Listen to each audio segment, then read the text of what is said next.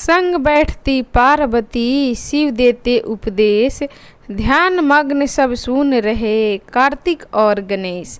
नमस्कार, आप सभी का मेरे चैनल में हार्दिक अभिनंदन है, स्वागत है।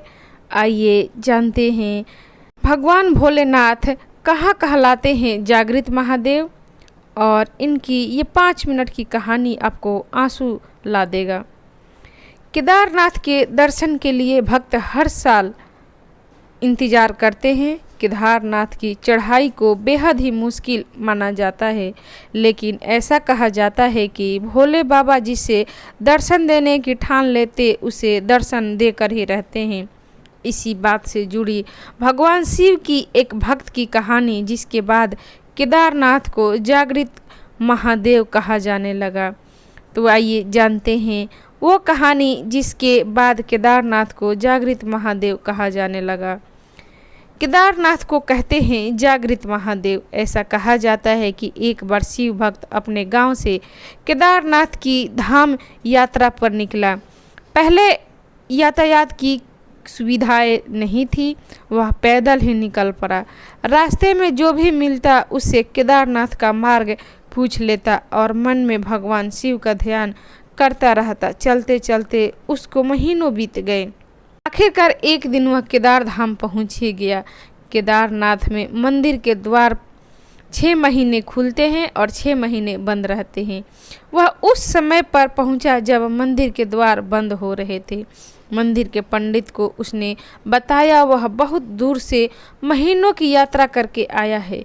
पंडित से प्रार्थना की, कृपया कर के दरवाजे खोलकर प्रभु के दर्शन करवा दीजिए, लेकिन वहाँ का तो नियम है, एक बार बंद तो बंद।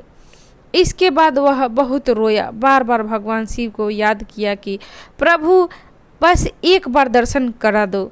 वह प्रार्थना कर रहा था सभी से, लेकिन उसकी किसी ने भी नहीं सुनी। मंदिर के पंडित बोले, आप यहाँ 6 महीने बाद आना, क्योंकि 6 महीने बाद यहाँ के दरवाजे खुलेंगे। यहाँ 6 महीने बर्फ और ठंड पड़ती है। और तभी जन वहाँ से चले गए।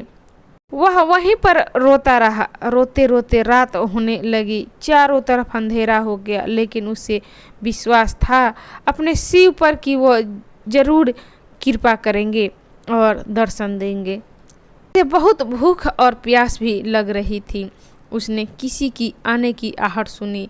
देखा एक सन्यासी बाबा उसके ओर आ रहा है।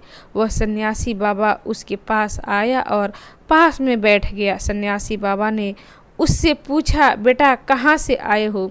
उसने सारा हाल सुना दिया और बोला, मेरा आना यहाँ व्यर्थ हो गया बाबा जी।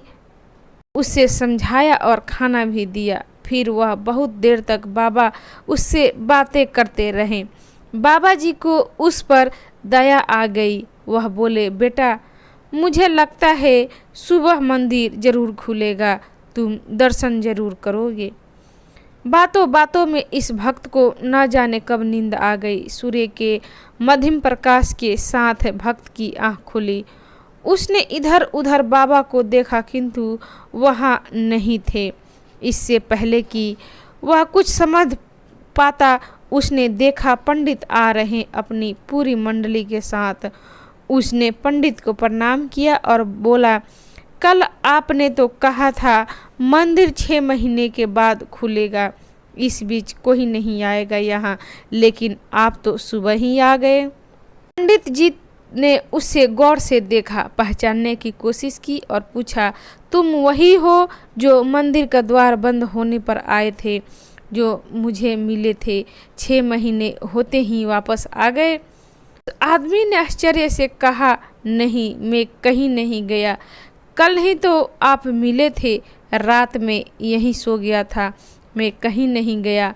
पंडित के आश्चर्य का ठिकाना नहीं था। उन्होंने कहा, लेकिन मैं तो 6 महीने पहले मंदिर बंद करके गया था और आज 6 महीने बाद आया हूँ। तुम 6 महीने यहाँ पर जिंदा कैसे रह सकते हो?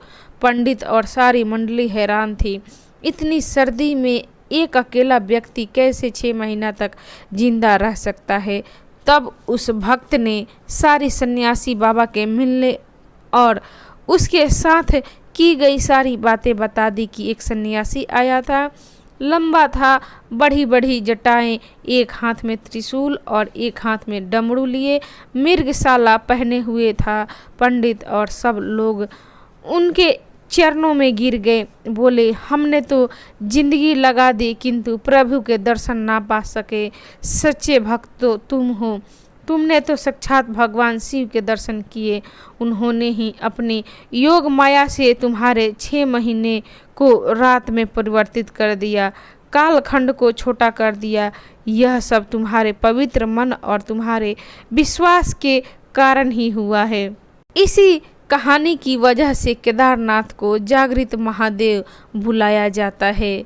तो भक्तगण, ये थी जागृत महादेव की कहानी। आपको कैसी लगी? अच्छी लगी तो इसे लाइक करें, शेयर करें, मेरे चैनल को सब्सक्राइब करें। जानकारी प्राप्त करने के लिए आप सभी का धन्यवाद। नमस्कार। हर हर महादेव। माता पार्वती की जय। नमस्कार। धन्यवाद।